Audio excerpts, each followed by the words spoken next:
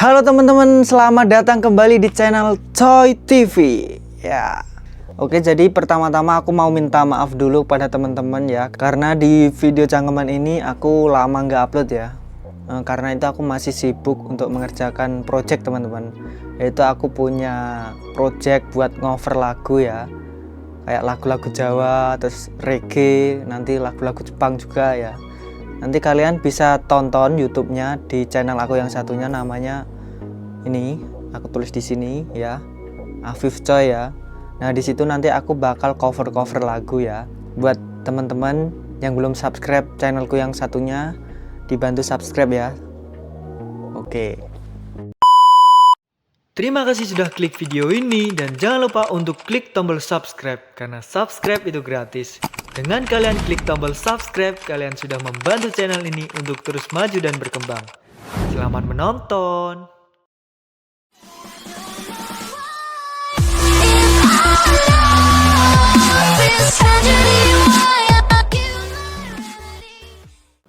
Oke teman-teman, selamat datang kembali di segmen Cangkeman, Cangkruk Kehidupan Manungso. Oke, jadi di segmen Cangkeman kali ini aku bakal lanjutin ceritaku yang kemarin tentang cerita kehidupanku sebelum berangkat ke Jepang part 3 atau bagian penutup.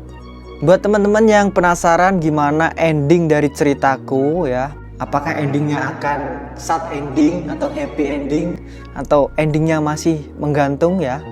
Yang pasti endingnya aku itu berangkat ke Jepang ya teman-teman. Tapi bukan itu poin yang ingin aku sampaikan di video kali ini teman-teman. Kalau semua hal itu dinilai dari hasilnya, pelaku korupsi itu juga berhasil teman-teman.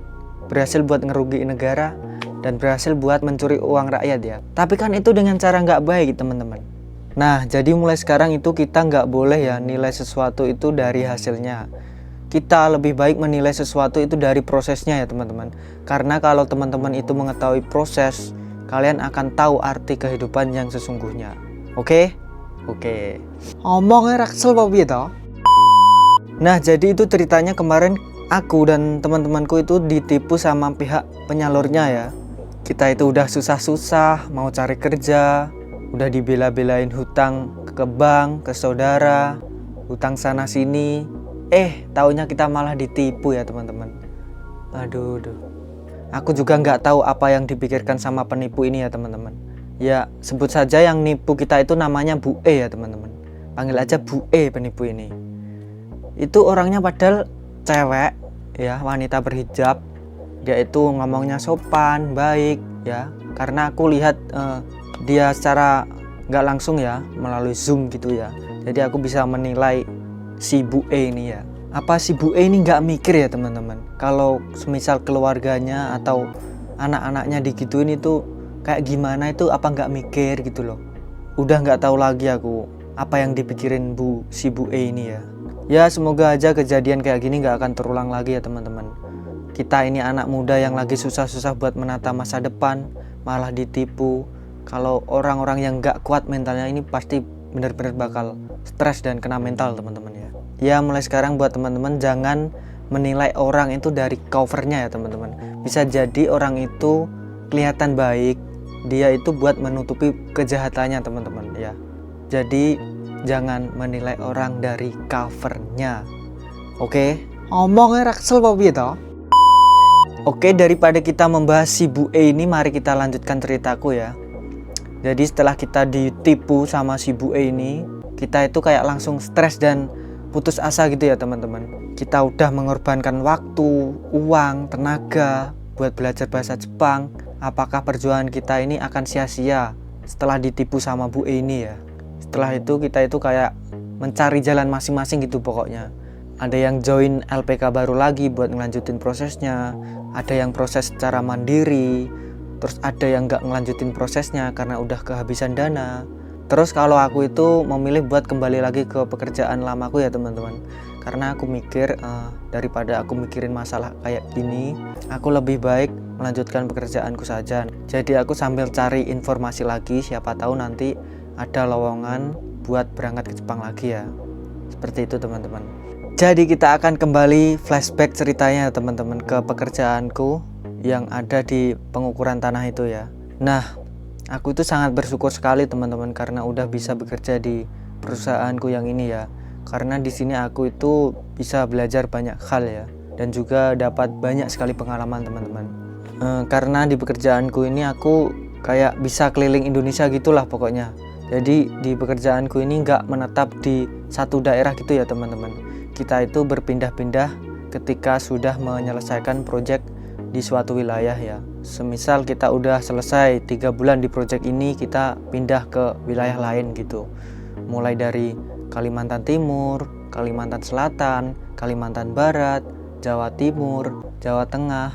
Bahkan kemarin tuh ada yang sampai ke perbatasan Jawa Barat ya teman-teman. Di kota Brebes itu ya tempatnya ya. Omongnya raksel apa piye toh? Nah, jadi dari pengalamanku bekerja di sini tuh aku bisa mendapatkan pelajaran mulai dari mengenal budaya Indonesia, mengenal suku-suku Indonesia. Bahkan aku juga bisa mempelajari bahasa daerah-daerah ya teman-teman. Misalnya nih, dulu itu kalau di Kalimantan Timur, di kota Balikpapan itu ada suku yang namanya suku Bugis ya di sana. Di sana juga ada imigran Jawa juga teman-teman, tapi itu jumlahnya ya sangat sedikit ya, minoritas lah di sana ya. Nah, untuk selanjutnya kalau di Kalimantan Barat itu ada yang namanya suku Dayak ya, Dayak Ahe namanya. Di sana tuh aku juga belajar bahasa Dayak ya. Contohnya kalau mau kemana itu Kak Mae gitu.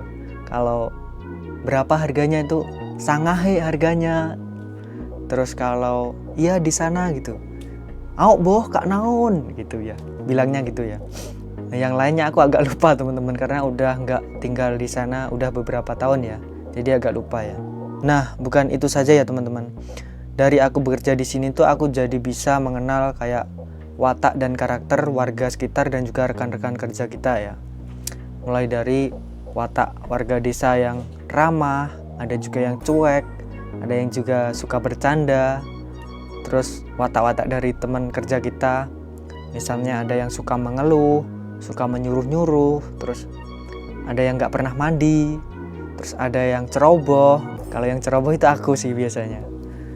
Terus bahkan ada juga yang kakinya bau ya teman-teman. Omongnya raksel apa piye toh? Nah, dari situ kita bisa mengenal watak-watak dan karakter orang-orang sekitar kita lah pokoknya. Bahkan di sini tuh kita ada yang kayak cinlok gitulah teman-teman ya. Karena kita kan diharuskan buat sering-sering mengenal orang baru ya. Mulai dari mengenal warga desa buat lebih dekat, terus perangkat-perangkat desa, terus perangkat-perangkat BPN ya, kantor pertanahan. Nah, dari situ kita terjadilah cinlok ya teman-teman ya. Ada yang cinlok sama anaknya Pak Kades, ada yang sama anak-anak PKL, ada yang sama perangkat desa yang udah jadi janda.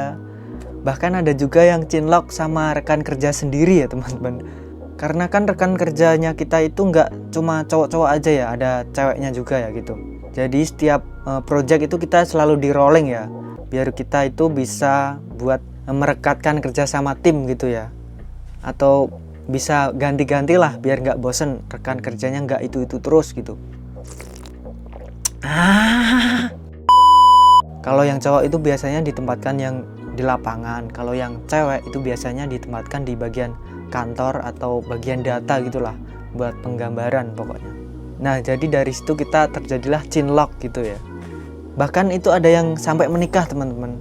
Sekarang udah sampai punya anak, ada. Kalau aku dulu sih ya, menurut teman-teman gimana? Pernah cinlok gitu nggak? Piye? Gak pernah. Masa rai-rai kayak aku ini gak pantas untuk dicintai tuh, cah. Jadi dulu aku juga pernah cinlok ya teman-teman ya. Itu ketika di project Jawa Tengah kalau nggak salah ya. Jadi ketika project di Jawa Tengah itu, aku itu mengenal seorang cewek desa yang aku ukur ya. Bukan desa yang aku ukur sih, lebih tepatnya ke desa sebelahnya yang aku ukur ya. Nama ceweknya itu Dek Rara ya teman-teman. Tapi ini bukan nama asli ya, ini nama samaran ya. Jadi aku sama Dek Rara itu kayak deket ya. Udah kayak orang pacaran gitulah pokoknya. Iya, kita itu deket tapi nggak jadian ya. Kita itu kayak cuma HTS gitu loh teman-teman ya. Ya aku juga nggak tahu apa itu artinya HTS ya. Nanti buat siapa yang tahu artinya HTS, coba tulis di kolom komentar ya. Apakah HTS itu hubungan tidak sejalan, atau hubungan tanpa sayang, atau hubungan teman sekamar, atau hubungan tidak serius. Aku juga nggak tahu itu arti HTS itu apa ya. Nanti kalian coba tulis di kolom komentar arti HTS ya. Siapa tahu ada yang tahu artinya ya. Jadi aku sama Dek Rara ini cuma HTS sekitar 3 bulanan aja ya teman-teman ya. Karena setelah project selesai itu kita udah nggak kontek-kontekan lagi, cuma jadi penonton story aja ya. Aku sama Dek Rara itu ya. Ya, kita kok malah bahas tekan Dek Rara sih. Kita kan mau cerita tentang cerita kehidupanku sebelum berangkat ke Jepang ya. Ngomongnya raksel apa piye toh? Oke, mari kita kembali ke topik pembahasan ya teman-teman ya. Jadi setelah aku bekerja di PT ku ini, aku itu berusaha untuk melunasi hutang-hutangku buat sebelum berangkat kerja ke Jepang itu ya. Karena aku dulu itu nyuruh ibuku utang ke bank sebesar 25 juta ya. Dan setelah aku sekian lama bekerja, akhirnya hutang ini bisa lunas teman-teman ya. Tapi orangnya masih belum berangkat ke Jepang ya. Hutangnya udah lunas. Sedih sekali teman-teman. Nah setelah itu aku itu kayak langsung cari-cari informasi gitu ya. Ini udah lama banget karena aku juga udah ditanyain sama ibuku, Le kapan mangkat, Le kapan mangkat. Aku selalu menutupi buat permasalahanku ini ya teman-teman. Karena aku ini ditipu dan gak berani bilang sama keluargaku, sama orang tuaku itu gak bilang kalau aku ini sedang ditipu ya. Setelah itu aku cari-cari job. Nah kebetulan itu saat itu aku cuma pegang SSW pertanian sama JFT basic ya. Nah itu sulit sekali teman-teman buat mendapatkan job di bidang pertanian itu ya. Karena dulu itu yang dicari rata-rata cuma orang-orang yang berada di Jepang saja ya. Kalau yang dari Indonesia itu biasanya yang dicari cewek, kalau nggak cewek ya cowok, tapi cuma sedikit. Tapi peminatnya itu banyak sekali di Indonesia teman-teman. Nah itu aku kesusahan sekali buat nyari job pertanian dulu itu. Nah setelah itu aku nyari-nyari lowongan lagi, kemudian aku mendapatkan job di bidang peternakan teman-teman. Tapi itu posisi aku belum memegang SSW peternakan ya. Nah kemudian itu kayak bisikan-bisikan setan yang jahat itu muncul di kepalaku ini teman-teman. Kamu itu dulu ditipu Bib, apa enggak sebaiknya kamu menipu aja sekarang ya. Kebetulan kan dulu itu aku dari dulu udah jago ngedit ya teman-teman. Dari situ aku kepikiran buat ngedit SSW peternakan teman-teman. Nah ini jangan ditiru ya buat teman-teman yang ingin bekerja di Jepang ya. Jangan ditiru karena ini nggak baik ya teman-teman. Nanti kalian akan mendapatkan pelajaran dari ceritaku ini ya. Ngomongnya raksel apa piye toh? Nah setelah itu aku mengedit itu SSW peternakan dan jadi, dan hasilnya itu plek ketiplek sama SSW asli teman-teman. Ini asli atau palsu itu susah sekali buat dibedakan teman-teman ya. Nah kemudian dari situ aku lamarlah job peternakan ini menggunakan SSW yang aku buat sendiri ya. Kebetulan dulu itu masih lewat LPK ya, salah satu LPK yang berada di Bandung teman-teman. Terus kemudian aku itu chat buat staff LPK-nya ya, Kak ini buat persyaratan job peternakan, persyaratannya apa aja ya. Terus kemudian si pihak LPK menjawab, Masnya harus mengirimkan video Jigo Sokai sama uang 1 juta mas buat DP. Kemudian tanpa pikir panjang aku langsung kirimkanlah persyaratan yang diminta LPK itu, video sama uang 1 juta. Nah setelah 1 minggu aku menunggu, aku itu diumumkan lulus teman-teman dari job itu ya. Kemudian aku langsung kontrak kerjaku itu turun. Dan setelah itu aku kayak langsung merasa was-was gitulah. Ini beneran enggak ya? Ini beneran bisa berangkat enggak ya? Jangan-jangan nanti ketahuan. Aduh aku kayak langsung merasa was-was gitulah dengan hal tersebut ya. Kemudian aku mencoba mengontak temanku yang sudah bekerja di Jepang, namanya si Rafli ya. Aku bilang gini, Pli, SSW itu emang bener bisa ya dicek keasliannya? Terus si Rafli pun menjawab, ya bisa lah Pip. Terus apa gunanya diadain tes kalau keasliannya nggak bisa dicek? Emangnya kenapa? Punya kamu palsu ya? Si Rafli bilang gitu ya teman-teman. Nah terus kemudian aku menjawab kayak sedikit bingung dan gugup itu. Kayak iya Pli punya aku palsu. Wah gila kamu Pip, kamu tahu nggak konsekuensinya ketika SSV kamu itu ketahuan palsu? Terus aku jawab, ya tahu Pli, aku bakalan nggak bisa berangkat ke Jepang. Nah itu kamu tahu Pip, tapi kamu tahu nggak konsekuensi terbesar yang akan kamu tanggung setelah itu? Apa Pli? Selain kamu itu nggak bisa berangkat ke Jepang, kamu itu bakal di blacklist sama pihak imigrasi Pip. Aku langsung kayak diem. Aduh, aku dikasih paham nih sama si Rafli ini ya. Aku bilang sama si Rafli, terus gimana Pli ini baiknya? Ada nggak saran dari kamu gitu ya? Terus si Rafli bilang, nah gini aja Pip, kamu itu minta maaf ke pihak LP kamu. Terus kan kebetulan bulan depan itu ada tes tuh, kamu ambil tes job SSW peternakan.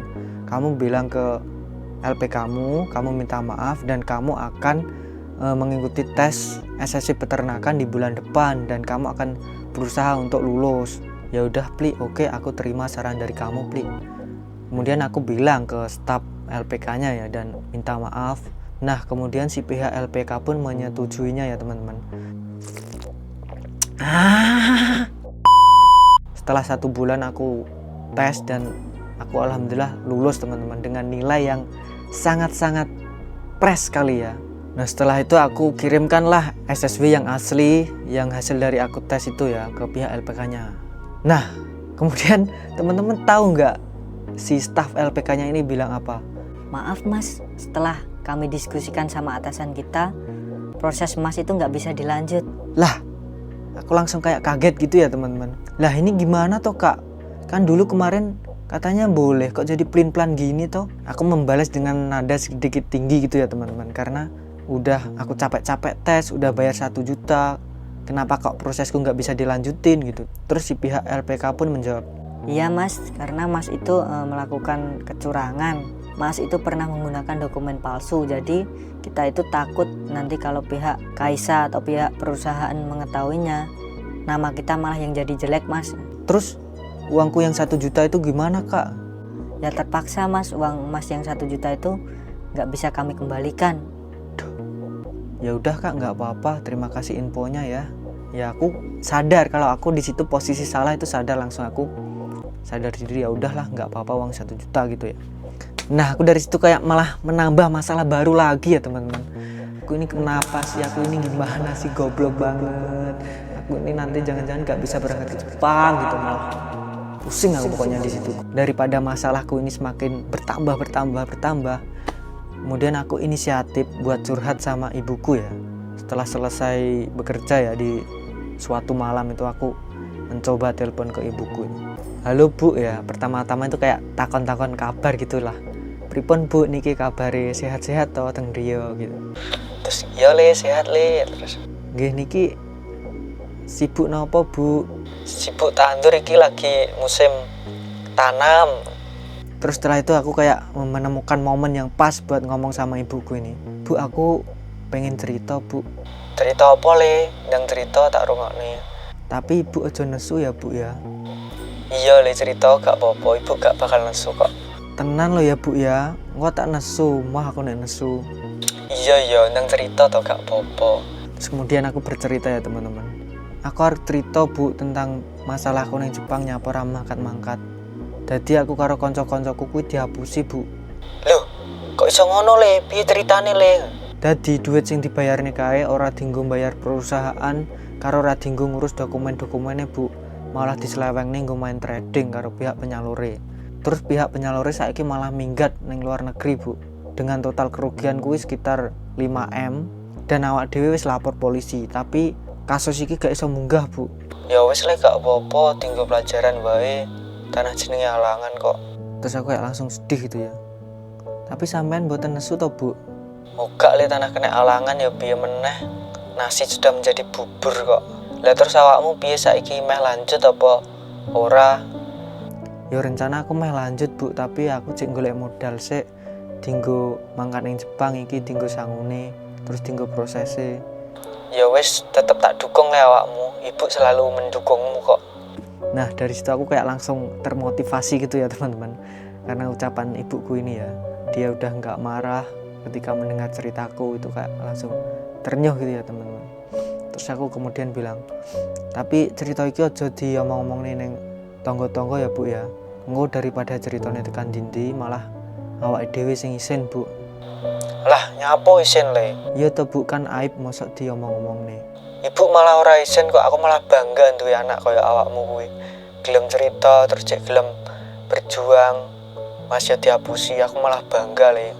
Aku ya langsung ternyuh gitu ya teman-teman ya, mendengar perkataan dari ibuku ini. Jadi kenapa aku bilang gitu ya teman-teman? Karena setiap aku ada masalah terus aku cerita sama keluarga itu kayak aku itu jadi malu karena ceritaku itu diomongin ke orang-orang, diomongin ke teman-temanku ya. Ketika aku ketemu sama mereka, kamu gini toh, kamu gini toh. Kan aku jadi malu ya. Jadi lebih baik aku menyimpan ceritaku ini sendirian daripada aku nanti ceritain ke mereka terus mereka bilang ke orang-orang, kan kita malah sakit hati sendiri toh. Kita udah bilang jangan cerita tapi tetap diceritain itu kita sakit sendiri ya teman-teman. Dari situ aku kayak mencoba menutupi masalahku ini daripada dicerita-ceritain ke orang-orang, gitulah pokoknya. Ngomongnya raksel apa piye toh? Nah, setelah mendengar jawaban dari ibuku itu aku kayak langsung termotivasi buat melanjutkan proses ke Jepangku itu ya. Kemudian aku cari-cari lowongan lagi. Terus aku mendapatkan salah satu TSK ya teman-teman.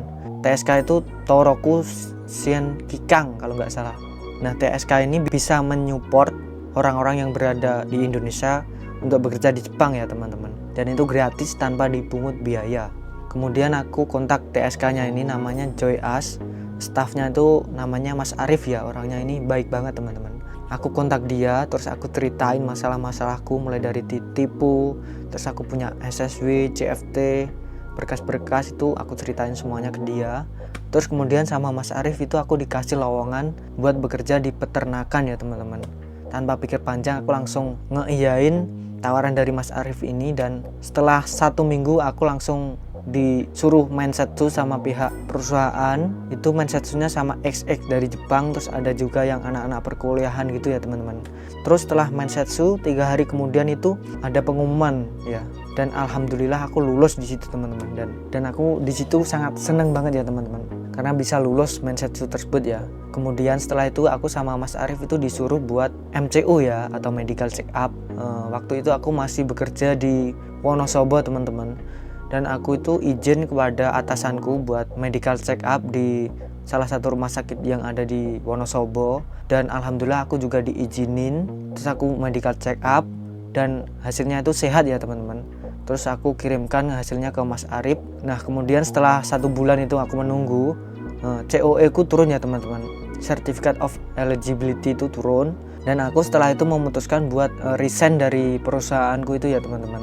Ngomongnya raksel apa piye toh?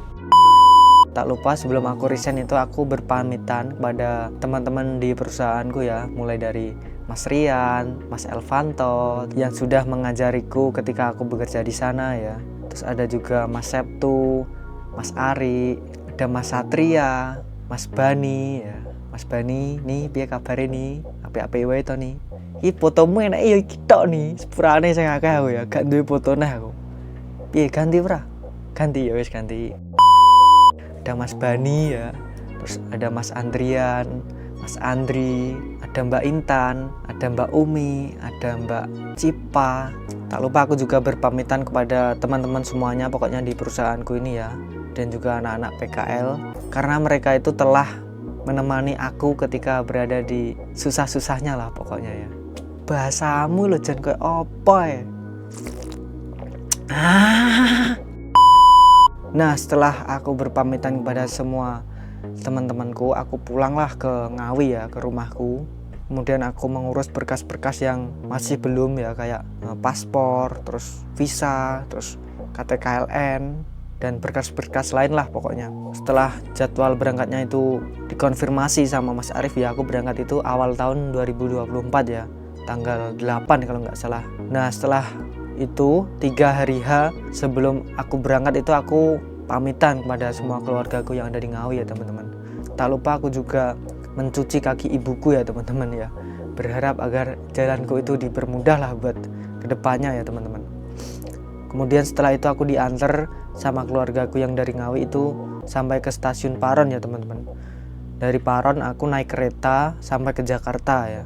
Dari rumah itu sore terus sampai Pasar Senen itu subuh, naik turun tangga itu bawa 2 koper ini. Dan setelah itu aku dijemput sama omku namanya Om Roni ya, yang ada di Jakarta. Ini adalah menantu dari kakak ayahku. Pokoknya ini intinya saudara jauhku lah yang ada di Jakarta ya. Yang istrinya itu namanya Mbak Nurul ya. Ini orangnya baik banget teman-teman. Nah selama di Jakarta itu aku kayak dikasih tempat tinggal, terus dimasakin, terus aku juga diajak jalan-jalan ke Jakarta sebelum berangkat, terus aku dianterin buat tukar uang yen. Terus setelah itu, setelah kita puas main-main di Jakarta, setelah itu aku dianterin lah ke bandara ya, Bandara Soekarno-Hatta itu. Kita itu berangkatnya malam ya teman-teman. Setelah itu aku juga pamitan sama mereka karena udah baik sekali sama aku ketika aku berada di Jakarta ya teman-teman. Nah setelah itu aku berangkatlah aku ke Jepang dengan visa Tokutegino Mandiri ya, tanpa dipungut biaya sepeser apapun ya teman-teman. Gratis, tiket pesawat juga gratis ya. Cuma kita minusnya itu harus mengurus dokumen-dokumennya sendiri gitu teman-teman. Ya nggak apa-apa, intinya aku udah bisa berangkat Jepang. Aku sudah bisa melihat salju, melihat bunga sakura, melihat keindahan Jepang ya intinya. Omongnya raksel apa piye toh? Nah, jadi itu ya ceritanya teman-teman. Alhamdulillah aku sekarang sudah berada di Jepang ya sekarang. Gimana menurut teman-teman ceritanya? Apakah ceritanya menginspirasi kalian? Apa hal yang dapat kalian pelajari dari ceritaku tersebut ya? Hal-hal yang kalian pelajari nanti kalian tulis di kolom komentar ya teman-teman ya. Atau jangan-jangan kalian malah takut buat berangkat kerja ke Jepang ya teman-teman. Karena takut ditipu, karena takut prosesnya lama, atau karena kalian takut karena apa? Itu ya. Sebenarnya berangkat ke Jepang itu nggak lama teman-teman prosesnya kalau kita nggak ada halangan ya. Paling nggak itu 1 tahun kalian udah bisa berangkat kerja ke Jepang ya. Via Mandiri atau via LPK itu sekitar 1 tahun ya. Kalian insya Allah bisa berangkat ke Jepang ya. Jadi intinya gitu ya teman-teman. Buat teman-teman yang sedang berjuang menata masa depan, menggapai impian kalian atau membahagiakan kedua orang tua kalian, aku mohon kepada kalian semua itu kalian tetap semangat ya teman-teman dalam menghadapi masalah yang kalian hadapi selama ini, dalam menghadapi semua rintangan yang sedang kalian jalani selama ini. Percayalah teman-teman, karena di balik semua halangan dan rintangan yang teman-teman sedang hadapi itu pasti akan ada jalan buat menuju apa yang teman-teman impikan saat ini. Ya emang nggak terlalu mulus teman-teman, tapi kalian harus percaya dan yakin bahwa di akhir nanti kalian akan happy ending. Nah mungkin itu saja teman-teman yang ingin aku sampaikan ya. Bila ada kurang lebihnya aku mohon maaf. Bila kalian suka nanti bilang ya. Nanti kalau kalian suka dengan cerita-cerita kayak gini, kalian di like ya teman-teman. Jangan lupa di subscribe juga yang belum subscribe, di share kepada teman-teman yang lain ya. Nah mungkin segitu aja videoku kali ini, dan semoga kita berjumpa lagi di video-videoku selanjutnya ya teman-teman. Stay independent, stay kreatif. See you in the next video teman-teman. Bye bye. Matur suwun.